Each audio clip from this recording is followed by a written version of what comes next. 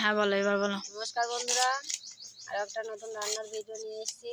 দেখুন আপনাদের দাদা সকালবেলা উঠে দেখেন মাছ নিয়ে এসছে কতগুলো কলই মাছ। বেশ জ্যান্ত ছিল মাছগুলো, নড়ছিল যখন নিয়ে এসেছিল। আমি মাছগুলো দিয়ে রান্না করব, ঝাল বানাবো মাছগুলো।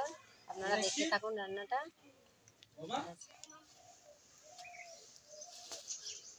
এই দেখুন বন্ধুরা, মাছগুলো এখানে কাটা হয়ে গেছে। এবার আমি মাছগুলোকে ধুয়ে নিয়ে আসি, তারপরে আবার দেখাবো রান্নাটা। মাছগুলো ধুয়ে গেছে, এবার লবণ হলুদ দিয়ে দিলাম 1 চামচ। লবণটাও দিয়ে দেবো পরিমাণ মতো। কড়াইয়ে বসিয়ে দিয়েছি, কড়াই আঁকায়। এবার তেলটা গরম করতে দিয়ে দেবো। তো বন্ধুরা, মা এখানে মাছগুলো গোটা গোটা রেখে দিয়েছে। মাছগুলো কাটবে না, এই গোটা গোটায় মাছ রান্না হবে, ঠিক আছে। আর ওদিকে দেখো, এই যে তেল গরম করতে দিয়ে দিয়েছে। তো এবার মাছগুলো সব মা ভিজে গরম হয়ে গেছে। মা দেখো এখানে মাছগুলো ছেড়ে দিল। তো মাছগুলো আজকে ব্যাপক লাগবে, পুরো গোটা গোটা রান্না করবে বলছে। মাছের মশলার জন্য আমি এখানে বেশি কিছু নেব না, ঘরোয়া রান্না, শুধু মাত্র লঙ্কা, ঝালের জন্য লঙ্কা আর সামান্য সর্ষে নেব। এই যে আমি সর্ষেটা নিয়ে নিচ্ছি, এটা সর্ষে লঙ্কা দিয়েই ঝাল হবে। আর সামান্য নিয়ে নেব পোস্ত। দেখুন আপনারা এই মাছটাতে এইভাবেই রান্না করে খাবেন, ভালো। মশলাটা আমি শিলে মিহি করে বেটে নেব। তো আমি মশলাটা বেটে নিই, তারপরে আবার দেখাবো। তোমরা চাইলে মিক্সিও করে নিতে পারো।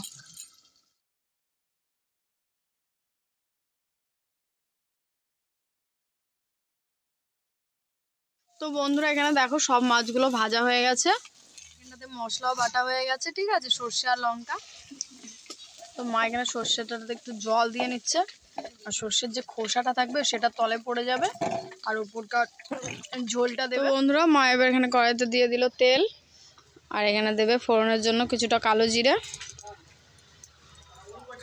আর তেজপাতা। দিচ্ছে বেটে রাখা মশলাটা।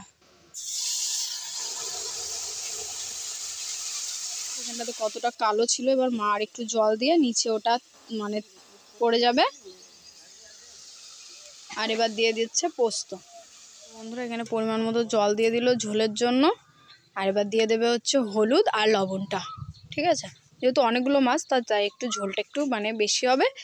এটা যখন ফুটে যাবে তখন ঠিক গা টাটা হয়ে যাবে। মাছ এখানটাতে পুরো ভাজা করে রেডি করা আছে। আর এবার মা এটাকে ঢাকা দিয়ে দেবে ঝোলটা। দেখো ঝোলটা সুন্দরভাবে ফুটে গেছে। তো এবার এখানে পরপর মাছগুলো মা দিয়ে দিচ্ছে।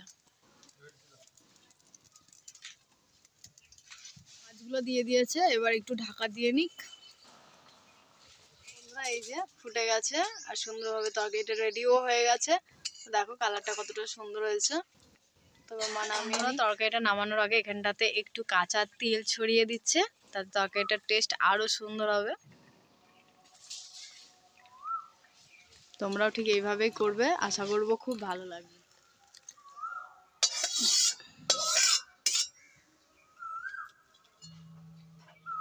বন্ধুরা, রেডি হয়ে গেছে এখানে ফলুই মাছের ঝাল। তো কেমন লাগলো অবশ্যই রান্নাটা জানিও। আমার মা আজকে নিজের মুখে কথা বলে রান্নাটা করেছে। একটু ভয় মানে কি বলবো, একটু কথা বেঁধে যাচ্ছিল মায়ের।